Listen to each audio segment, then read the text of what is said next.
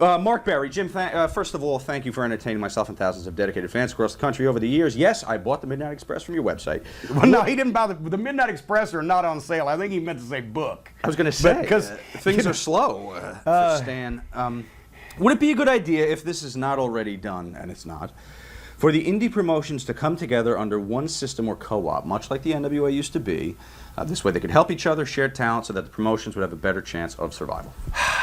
It would be a fantastic idea, and for reasons that are both historic and unfortunate, it will probably never happen, because you go back to when Vince McMahon started the national expansion in 1984, and Jim Crockett, and I believe, who was involved in Pro Wrestling USA? Vern Gagne. It was Vern, Jerry Jarrett, Jim Crockett. Yeah. Fritz World Class was involved, or no? No. I see the cameraman shaking his head. The jowls are flapping around and everything.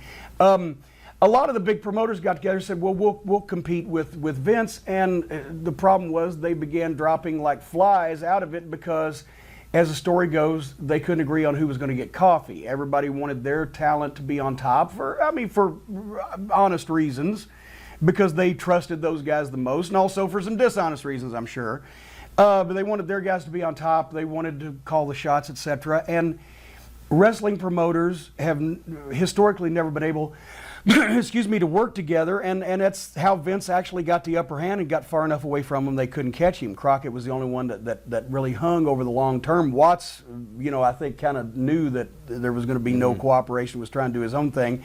And I'll say this today, I've mentioned to, excuse me, to the folks at Ring of Honor, and look at this, no sugar still.